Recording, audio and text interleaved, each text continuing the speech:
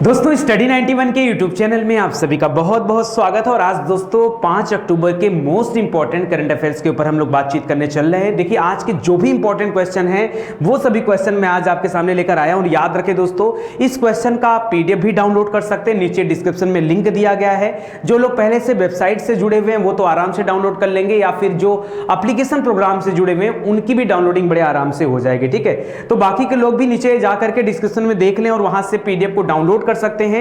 एक बात और याद रखेंगे दोस्तों, हर एक करंट अफेयर का डे बाय डे का जो भी करंट अफेयर होता है उसका टेस्ट भी आपको दिया जाता है। तो जो लोग टेस्ट नहीं देते, मैं कहना चाहूंगा कि आप टेस्ट दीजिए। टेस्ट देने से पता चलता है कि आपकी परफॉर्मेंस कैसी है, आपको चीजें याद है नहीं याद है, भूल रही हैं नहीं भूल रही हैं, या फिर आप कोशिश कर सकते हो कि पिछले डेट की जो करंट अफेयर है जैसे कल के परसों के, तो आप उनका टेस्ट जाकर के एक बार जरूर दिया करिए, आपकी तैयारी और भी ज्यादा बेहतर हो पाएगी। अगर स्टडी 91 की बात करें तो इस चैनल पर मेरे द्वारा कुल 4 क्लासेस दी जाती हैं, जिसमें सबसे पहली क्लास सुबह के 5 बजे दी जाती है जिसमें करंट अफेयर की चर्चा हम लोग करते हैं। उसके बाद सुबह के 11 बजे जीके जीएस की क्लास चलती है, और शाम को 5 बजे साइंस की, और रात को 11 बजे सिविल सर्विसेज की क्लास चलती है। बट इधर बीच 2 दिनों से मैं अभी रात को 11 बजे वाली क्लास नहीं ले पा रहा हूं। ठीक है, आगे आपका क्लास लिया जाएगा, हो सकता है मे भी आज से आपकी एक क्लास भी स्टार्ट हो जाए। ठीक है, तो चलिए स्टार्ट करते हैं और देखते हैं कि करंट अफेयर में कौन कौन से प्रश्न हमें याद रखने और खास हैं। पहला क्वेश्चन दे रहा है, भारत ने चीन के साथ तनाव कम करने और अपनी शक्ति को दिखाने के लिए निम्न में से किस मिसाइल का सफलतापूर्वक परीक्षण किया है। देखिए दोस्तों, अगर हाल फिलहाल के समय की बात करें तो भारत और चीन के बीच में जो रिश्ते थे वो कहीं ना कहीं बहुत खटास भरे रिश्ते थे, और आपने देखा कि किस तरह से चीन जो है बराबर लगातार हमारे भारतीय भूभागों को कहीं ना कहीं अपने कब्जे में दिखाता रहा, कभी मैकमोहन लाइन को लेकर के, कभी अक्साई चीन को लेकर के, कभी प्रोडक्ट को लेकर के। ठीक है, मतलब हर तरफ से भारत को घेरने की कोशिश करता रहा। और यहां पर दे रहा है कि भारत ने चीन के साथ तनाव को कम करने के लिए, यहां पर एक शब्द समझिए, तनाव, यानी भारत भी चाहता है कि चीन के साथ तनाव को कम किया जाए, तनाव को कम करने और अपनी शक्ति को दिखाने के लिए दोनों बातें दी जा रही है। ठीक है, एक तरफ तनाव कम करना भी उद्देश्य है, दूसरे तरफ शक्ति दिखाना भी उद्देश्य है कि देखो हम तनाव कम करने के लिए अगर ये दिखा रहे हैं तो उसका मतलब ये नहीं कि हम हार मान लिए, हम अपनी शक्ति, अपने पराक्रम, अपने साहस को भी दिखाने जा रहे हैं। और उसके लिए याद रखें किस मिसाइल का सफलतापूर्वक परीक्षण किया है। ठीक है, तो अपने साहस और शौर्य को दिखाने के लिए कार्य किया जा रहा है। तो यहां पर मिसाइल का नाम है शौर्य। ठीक है, वो नाम से ही आपको दिख रहा होगा, अगर चीन को अपनी ताकत दिखाना है तो हमें शौर्य और पराक्रम दिखाना पड़ेगा। तो याद रखिए सही उत्तर क्या हो जाएगा यहां पर, शौर्य मिसाइल। शौर्य मिसाइल है दोस्तों। अच्छा, अब इस मिसाइल से जुड़ी मैं कुछ खास बातें आपको बताना चाहूंगा। ठीक है, देखिए इस मिसाइल को दोस्तों उड़ीसा के तट से जो है वो किया गया है, मतलब परीक्षण इसका किया गया है, सफलतापूर्वक परीक्षण हो गया है। इस मिसाइल का नाम है शौर्य मिसाइल, जो कि परमाणु सक्षम मिसाइल है, यानी परमाणु को लेके आने जाने में एक सक्षम मिसाइल है। यह मिसाइल करीब 800 किलोमीटर दूर तक के लक्ष्य को भेज सकती है, और अंतिम चरण में पहुंचने के दौरान यह मिसाइल की गति बदल जाती है और यह हाइपरसोनिक हो जाती है। आपने सुपरसोनिक हाइपरसोनिक सुना होगा। ठीक है, तो यह मिसाइल हाइपरसोनिक हो जाती है अपने अंतिम अवस्था में, यानी बहुत तेज स्पीड इसमें आ जाती है। शौर्य मिसाइल दुश्मन की निगरानी या उपग्रहों से, उपग्रह मतलब जो सैटेलाइट है, उस सैटेलाइट से भूमिगत छिपी रह सकती है जब तक इसे लॉन्च पैड से निकाल नहीं दिया जाता। एक बार लॉन्च हो जाएगा तभी इसको कोई पकड़ सकता है, बिना लॉन्च किए इसको कोई जान भी नहीं पाएगा कि यहां पर मिसाइल है या नहीं भी है। ठीक है, तो अपने आप में एकदम हाई फाई टेक्नोलॉजी के मिसाइल है शौर्य मिसाइल, इसको आप याद रखेगा।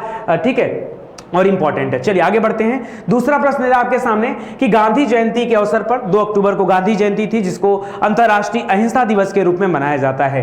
लिख रहा है गांधी जयंती के अवसर पर स्वच्छ भारत पुरस्कार 2020 की घोषणा हुई। ठीक है, किसकी? एक पुरस्कार बटा दोस्तों, स्वच्छ भारत पुरस्कार 2020, और इस पुरस्कार के संबंध में कुछ कथन दे रहा है। लिख रहा है कि स्वच्छ भारत पुरस्कार 2020 जीतने वाला प्रथम राज्य कौन सा है? गुजरात है। प्रथम राज्य कौन है? गुजरात। स्वच्छ भारत पुरस्कार जीतने वाला प्रथम राज्य कौन है इस बार? गुजरात है। स्वच्छ भारत पुरस्कार जीतने वाला द्वितीय राज्य कौन सा है? तो याद रखें हमारा उत्तर प्रदेश जो है ये दूसरे नंबर पर है। कथन दे रहा है, सही गलत आपको बताना है, मैं सिर्फ कथन को पढ़ रहा हूं यहां पर। तीसरा कथन लिख रहा है कि इन पुरस्कारों की घोषणा केंद्रीय जल शक्ति मंत्री गजेंद्र सिंह शेखावत जी ने किया। गजेंद्र सिंह शेखावत जी ने इन पुरस्कारों की घोषणा किया, यह तीसरा कथन है। चौथा कथन लिख रहा है कि इस पुरस्कारों के तहत शीर्ष राज्य को केंद्र सरकार की ओर से 1 करोड़ रुपए की इनाम राशि दी जाती है। अरे कोई व्यक्ति विशेष थोड़े है यार, ये तो राज्य की बात है ना, यहां इनाम उनाम की बात बात क्यों करते हो? चौथा वाला ऑप्शन तो देखने से ही गलत आप कर सकते हैं, ठीक है। और इस प्रश्न के लिए जो सही उत्तर होने वाला है वो है पहला, दूसरा और तीसरा। याद रखेगा, पहला पुरस्कार मिला है गुजरात को, दूसरा मिला है उत्तर प्रदेश को और तीसरा मिला है, ठीक है, तीसरा नहीं, यहां पर आपको याद रखना कि किसने इसको जारी किया, तो याद रखेगा घोषणा किया है केंद्रीय जल मंत्री गजेंद्र सिंह शेखावत, ठीक है, इसको ध्यान रखिएगा। आगे देखिए, वही सारी बातें यहां पर लिखा हुआ है, आगे बढ़ते हैं। कह रहा हाल ही में निम्न में से किस भारतीय फुटबॉल खिलाड़ी को कोविड-19 के संकट से निपटने के लिए फीफा ने, फीफा जानते हैं ना, फीफा फुटबॉल का है, से संबंधित है, कह रहा फीफा ने अपने अभियान के लिए नामित किया है। भाई किस भारतीय फुटबॉलर को, ठीक है। अब देखिए, तमाम भारतीय फुटबॉलर के नाम आप सुने होंगे, लेकिन उसमें से आपको बताना है कि कौन कोविड-19 से निपटने के लिए फीफा के इस अभियान से जुड़ रहा है, ठीक है। तो लिख रहा है कि गुरप्रीत सिंह संधू, अमरिंदर सिंह, सुनील छेत्री और आदिल खान। यहां पे सही उत्तर हो जाएगा दोस्तों सुनील छेत्री। क्या नाम है? सुनील छेत्री आपका राइट आंसर हो जाएगा। सुनील छेत्री को फीफा ने चुना है और यहां पर भारतीय फुटबॉल कप्तान रह चुके हैं ये सुनील छेत्री। और याद रखिए, इस प्रोग्राम का नाम क्या रखा गया जो कोविड-19 महामारी से निपटने के लिए फीफा ने स्टार्ट किया है, ठीक है। तो इसका नाम है दोस्तों पास द कोरोना वायरस। क्या नाम है? पास द कोरोना वायरस। इस नाम से एक जागरूकता अभियान इसके द्वारा चलाया जा रहा है, जिसमें दुनिया भर के तमाम लोग, उसमें फीफा भी है, WHO भी है, और इसके अलावा जो बेहतरीन फुटबॉल प्लेयर हैं जैसे लियोनेल मेसी हो गया, फिलिप लाम हो गया, इकर कैलिसान हो गया, कार्ल्स पुएल हो गया, इन सभी लोगों को चुना गया। उसमें भारतीय व्यक्ति के रूप में चुना गया किसको? सुनील छेत्री को, ठीक है। तो ये भी इंपॉर्टेंट है, इसको ध्यान रखिएगा, ठीक है। और बाकी कोरोना वायरस के मामले में आप सभी जानते होंगे। अच्छा, यहां पर एक चीज और दे रहा है कि अभियान लोगों से बीमारी के प्रसार को रोकने के लिए 5 प्रमुख चीजों का पालन करने की बात किया। 5 प्रमुख रास्ते हैं इसको पालन करने के लिए, ठीक है। अगर कोई इसको पालन करता है तो वो कोरोना से बचा रह सकता है। और ये WHO भी इस तरह की चीजें बता चुका है, जैसे हाथ धोना, खांसी शिष्टाचार। खांसी शिष्टाचार मतलब जब किसी व्यक्ति को खांसी आए तो मुंह पर हाथ लगा करके या रुमाल से ढक करके खांसी लेना चाहिए, फिर छींकना चाहिए, ताकि आपके शरीर के अंदर से कोई भी मटेरियल ऐसा ना निकले जो दूसरे को इन्फेक्ट कर सके। अपने चेहरे को न छूना। चेहरे को कहा जाता है कि जब भी कोरोना वायरस का प्रभाव तब पड़ता है जब आप अपने चेहरे को छूते हैं, ठीक है। तो आप बेवजह इधर उधर चेहरे को टच न करें। और शारीरिक दूरी, जो सोशल डिस्टेंसिंग की बात किया जा रहा था, सोशल डिस्टेंसिंग वर्ड ही गलत है, यानी समाज से दूरी। हमको चाहिए फिजिकल डिस्टेंसिंग, यानी दो लोगों का शरीर आपस में मिलना नहीं चाहिए, कि यहां पर फिजिकल डिस्टेंसिंग है। और अस्वस्थ महसूस होने पर घर पे रहना, ठीक है। ये 5 प्रमुख जो है रास्ते हैं जिससे बचाव किया जा सकता है। अगला क्वेश्चन देखिए।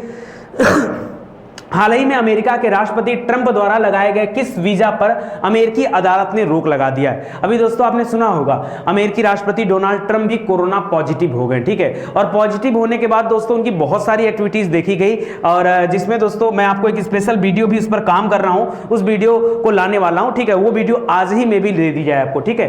तो यहां पर देखिए दे रहा है कि अमेरिकी राष्ट्रपति ट्रंप द्वारा लगाए गए किस वीजा पर अमेरिकी अदालत ने रोक लगा दिया है, ठीक है। किस वीजा पर अमेरिकी अदालत ने रोक लगा रखा। वैसे बहुत सारे वीजा अमेरिका से संबंधित हैं, बट आपने चर्चा में सुना होगा H1B वीजा, ठीक है। H1B वीजा दोस्तों ध्यान रखिए, बहुत सारी कंपनियां हैं जो भारतीयों को बुलाने के लिए H1B वीजा जारी करती हैं, लेकिन यह H1B वीजा कुछ लिमिटेड समय के लिए, केवल 3 साल के लिए वैलिड होता है, और अधिकतम 6 वर्षों तक इसको बढ़ाया जा सकता है। उसके बाद फिर से नागरिकता के लिए आपको अप्लाई करना पड़ेगा। तो ये वीजा कुछ इस तरह का होता है, क्योंकि समय का बाउंडेशन होता है, इस वजह से इसका लेकर के इसको विरोध चल रहा था। तो H1B वीजा जो है अमेरिकी अदालत ने क्या किया है, उसको कैंसिल कर दिया, ठीक है। चलिए आगे देखिए।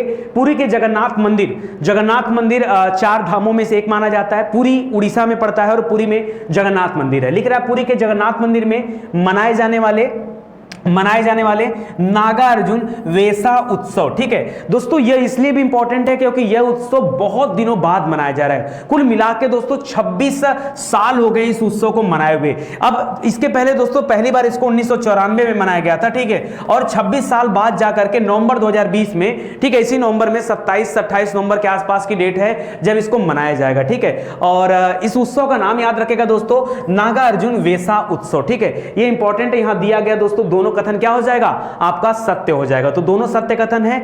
एक तथ्य दोस्तों यहां पे और याद रखेगा कि इस उत्सव में भगवान जगन्नाथ, सुभद्रा और बलदाऊ यानी बलभद्र को योद्धा जैसे श्रृंगार रूप में सजाया जाता है और इस उत्सव का इतिहास परशुराम और अर्जुन से भी जुड़ा हुआ है। इस तथ्य को भी आप याद रखेंगे, ठीक है। फिलहाल तो आप नाम याद रखिए, यही आपके लिए बड़ी बात है, क्योंकि परीक्षा में नाम ही पूछेगा कि नागा अर्जुन वेसा उत्सव कहां से संबंधित है, तो क्या बताएंगे, उड़ीसा पुरी से संबंधित है। इसको ध्यान रखिएगा, ठीक है। चलिए आगे बढ़ते हैं दोस्तों। अगला क्वेश्चन देखिए, हाल ही में भारतीय नौसेना तथा किस देश की नौसेना के बीच द्विपक्षीय नौसैनिक अभ्यास बोंगो सागर, नाम याद रखें दोस्तों, बोंगो सागर, ठीक है, एक नौसैनिक अभ्यास है, करा इसका दूसरा संस्करण का आयोजन किया गया। पहला संस्करण दोस्तों 2019 में किया गया था और इस बार इसका दूसरा संस्करण का आयोजन किया गया और पहले से ही बता रखा है कि भारतीय नौसेना उसमें हिस्सा ले रही है, ठीक है। साफ साफ लिखा हुआ पहली लाइन में कि भारतीय नौसेना। तो भारतीय नौसेना किसके साथ ये अभ्यास करने जा रही है, ठीक है। तो यहां पर 4 देश का नाम दिया गया है, बांग्लादेश है, म्यांमार है, श्रीलंका और कंबोडिया है, ठीक है। तो याद रखेंगे दोस्तों। अच्छा, ये हो भी कहां रहा है, तो बंगाल की खाड़ी में हो रहा है और सभी के सभी देश बंगाल की खाड़ी से टच करते हैं, तो इसको याद रखेगा, बांग्लादेश आपका सही उत्तर हो जाएगा। बांग्लादेश के साथ भारतीय नौसेना यह अभ्यास करती है, तो यहां पर ऑप्शन नंबर 1 आपका राइट आंसर हो जाएगा। लिख रहा है यह नौसैनिक अभ्यास 3 अक्टूबर 2020 को स्टार्ट हुआ है। नौसैनिक अभ्यास का पहला संस्करण वर्ष 2019 में आयोजित किया गया था। इसमें 2 देशों की नौसेना शामिल होती है, जिसमें बांग्लादेश और भारतीय नौसेना है। और याद रखेंगे दोस्तों, इसमें बहुत सारे, जैसे जो भारतीय नौसेना की तरफ से कौन कौन पार्टिसिपेट करता है, कौन मतलब नौसेना की कौन कौन से जो जहाजें हैं या फिर युद्धपोत हैं वो पार्टिसिपेट करते हैं। तो दे रहा है कि भारतीय नौसेना की तरफ से स्वदेशी तौर पर निर्मित एंटी सबमरीन, जिसका नाम है वारफेयर कार्बेट। क्या नाम है, वारफेयर कार्बेट। हो सकता है परीक्षा में यहां से भी कुछ पूछ लिया जाए, ठीक है। तो एंटी सबमरीन वारफेयर कार्बेट है और आईएनएस किल्टान है और स्वदेश में ही निर्मित गाइडेड मिसाइल कार्बेट है। इसके अलावा आईएनएस खुकरी है। ये सभी इसमें भाग लेने के लिए जा रहे हैं। वहीं बांग्लादेश की तरफ से बीएनएस अबू बकर है और बीएनएस प्रेटाय है, जो इस अभ्यास में हिस्सा लेने के लिए आ रहा है। तो फिलहाल तो आप इस अभ्यास का नाम याद रखिए, इंपॉर्टेंट है नाम। और नाम क्या है यहां पर, तो याद रखिएगा बोंगो सागर। क्या नाम है, बोंगो सागर, ठीक है। तो बांग्लादेश से याद रखिए, ब से बांग्लादेश, ब से बोंगो, बांग्लादेश के साथ बोंगो सागर, ठीक है। ठीक है, ऐसे करके याद रखिए थोड़ा सा। चलिए आगे देखिए, ऑपरेशन मेरी सहेली के संबंध में निम्न में से कौन सा कथन सत्य है। ऑपरेशन मेरी सहेली, ध्यान से सोचिएगा, समझिएगा और उत्तर दीजिएगा, ठीक है। ऑपरेशन मेरी सहेली करा, यह योजना दक्षिण पूर्व रेलवे जोन के द्वारा स्टार्ट किया गया है। किसके द्वारा, दक्षिण पूर्व रेलवे जोन, ठीक है, दक्षिण पूर्व रेलवे जोन के द्वारा स्टार्ट किया गया है। इसके अंतर्गत ट्रेन में महिला यात्रियों को सुरक्षा प्रदान की जाएगी। नाम से ही लग रहा होगा ऑपरेशन मेरी सहेली, ठीक है। तो याद रखेगा, ट्रेन में महिला यात्रियों को सुरक्षा दी जाएगी। अब ट्रेन से जुड़ा है कि नहीं जुड़ा, यह सोचना आपका काम है। इसके अंतर्गत ट्रेन में छोटे बच्चों के लिए अतिरिक्त केबिन भी बनाया जाएगा। इसके अंतर्गत, यह गलत लिखा हुआ है, ठीक है, इसके अंतर्गत ट्रेन में महिलाओं को टिकट की छूट भी दी जाएगी। तो यहां पे बताना दोस्तों कि कौन सा कथन यहां पर सत्य है, यहां पर कौन सा कथन सत्य है दोस्तों। तब देखिएगा, ये पहली बात तो ये पहला कथन जो दे रहा दोस्तों कि दक्षिण पूर्व रेलवे जोन, ये यहां पर बिल्कुल सत्य कथन है, ठीक है। और जो दूसरा दे रहा है कि ये ट्रेन में महिला यात्रियों के लिए विशेष सुविधाएं देगा, ये भी सही। बच्चों के लिए इसमें कुछ नहीं कहा गया और यहां पर टिकट में छूट देने की कोई बात नहीं हुई है, तो पहला और दूसरा केवल सत्य हो जाएगा। एक चीज और याद रखिएगा दोस्तों, अभी इसको पायलट प्रोजेक्ट के तौर पर, पायलट प्रोजेक्ट जानते हैं क्या होता है, पायलट प्रोजेक्ट जानते हैं, जब किसी प्रोजेक्ट को स्टार्ट किया जाता है तो पहले उसको बड़े पैमाने पर नहीं शुरू किया जाता, पहले पायलट प्रोजेक्ट के तौर पर लॉन्च किया जाता है, ताकि पता चल सके कि हमारी गलतियां कहां हैं, हमारी कमी कहां पर है, हम क्या अच्छा कर सकते हैं, कैसे हम अपने आप को बेस्ट बना सकते हैं। तो पायलट प्रोजेक्ट, ठीक है, तो इसको ध्यान दीजिएगा। तो वही लिख रहा है कि प्रोजेक्ट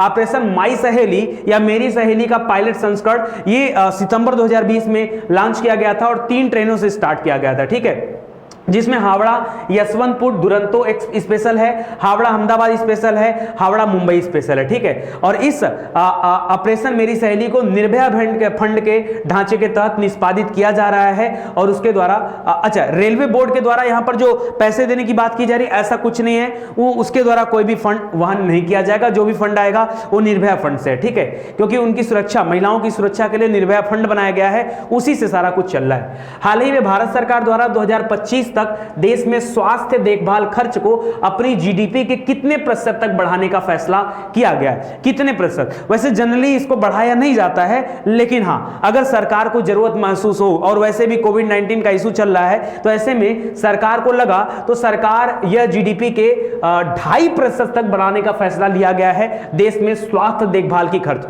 पहले जितना खर्च होता था उसमें 2.5% का इजाफा हो गया। लिख रहा है कि इससे पहले यह खर्च जीडीपी का केवल 1.15% था, अब इसे बढ़ा करके 2.5% कर दिया गया है। ठीक है, अच्छा ऐसा क्यों किया गया है? पहले तो केंद्रीय मंत्री का नाम याद रखिए, डॉक्टर हर्षवर्धन है। कह रहा यह वृद्धि की क्यों गई? तो दोस्तों आपको पता है कि कोरोना महामारी के चलते शहर हो चाहे गांव हो, हर जगह पर स्वास्थ्य के ऊपर विशेष जोर देना पड़ रहा है, और ऐसे में जीडीपी के ऊपर अगर खर्च को नहीं बढ़ाया जाएगा तो इस चीज को बैलेंस नहीं किया जा सकता। ठीक है, तो इस पर ध्यान देने के लिए, सार्वजनिक स्वास्थ्य क्षेत्र को मजबूत करने के लिए, सार्वजनिक स्वास्थ्य प्रबंधन को मजबूत करने के लिए, देखभाल को बढ़ावा देने के लिए इस खर्च में वृद्धि की गई। तो अब यह 2.5% हो चुका है, इसको भी याद रखिएगा। 2.5% से बढ़ाया नहीं गया है, पहले 1.15 था, अब बढ़ा करके क्या कर दिया गया? 2.5 कर दिया गया, यानी जस्ट क्या हो गया? दोगुना नहीं कर सकते, क्योंकि 1.15 था, अब बढ़ा करके 2.50 कर दिया गया, 2.5।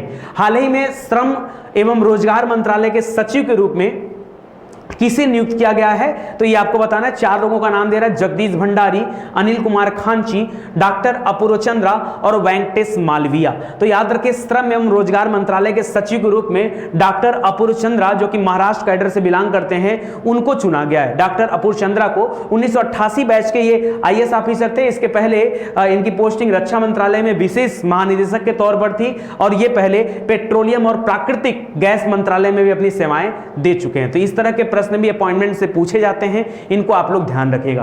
10वां प्रश्न देखिए, दुनिया की सबसे लंबी राजमार्ग सुरंग अटल सुरंग के बारे में निम्नलिखित में से कौन सा कथन सत्य है? अटल सुरंग दोस्तों ये सबसे लंबी सुरंग बनने जा रही है। ठीक है, लिख रहा है इसका उद्घाटन प्रधानमंत्री नरेंद्र मोदी ने 3 अक्टूबर 2020 को किया, यह बिल्कुल सत्य कथन है। दूसरा लिख रहा है रोहतांग में स्थित, रोहतांग कहां है? हिमाचल में। ठीक है, कह रहा है रोहतांग में स्थित यह सुरंग 9.02 किलोमीटर लंबी है, और यह मनाली को लाहौल स्पीति से जोड़ने का कार्य करेगी। ठीक है, तो यहां पर दिए गए दोस्तों दोनों कथन क्या है? सत्य है, इसको आप ध्यान रखिएगा। ठीक है, और सबसे बड़ी बात कि यह सुरंग 10,000 मीटर की ऊंचाई पर बनाए जा रहे हैं, 9.02 किलोमीटर लंबी और 10.5 मीटर चौड़ी यह हाईवे टनल है, इसको याद रखेगा। ठीक है, और इसकी आधारशिला जो रखी गई थी वो अटल बिहारी वाजपेयी जी के द्वारा रखी गई थी, अब यह जाकर के पूरा हो रही। ठीक है, तो इसको याद रखेगा दोस्तों। मिलते हैं अगले लेक्चर में, तब तक के लिए धन्यवाद। वीडियो अच्छा लगा हो दोस्तों तो वीडियो को आगे बढ़ाइएगा, शेयर करिएगा, ताकि ज्यादा से ज्यादा लोग इस चैनल से जुड़े और अपनी पढ़ाई करें। जीके जीएस प्रैक्टिस सीरीज और जो साइंस की सीरीज चल रही है उसको देखना मत भूलिए, क्योंकि उसके माध्यम से आपके एग्जाम में सबसे बेहतरीन तैयारी हो पाएगी। YouTube पर लगातार इस तरह की सीरीज देखेंगे तो कॉन्सेप्ट आपका क्लियर होगा, क्योंकि हम लोग पढ़ाई बहुत ज्यादा कर चुके हैं, हर सब्जेक्ट को डीपली पढ़ाया जा चुका है। अब मुद्दा बचता है प्रैक्टिस करने का। जितना बढ़िया आपकी प्रैक्टिस होगी, और प्रैक्टिस रेगुलर होनी चाहिए, ऐसा नहीं कि आज कर लिया कल ना पढ़े परसों ना पढ़े, ऐसा नहीं। प्रैक्टिस रेगुलर होना चाहिए। जैसे करंट अफेयर आपको रेगुलर चाहिए ना, ऐसे प्रैक्टिस भी रेगुलर होना चाहिए, तब तो आप कुछ कर पाओगे, अदरवाइज कुछ होने वाला नहीं है। तो अभी के लिए इतना ही, मिलते हैं अगले लेक्चर में, तब तक के लिए धन्यवाद। जय हिंद, जय Bharat. Thank you so much.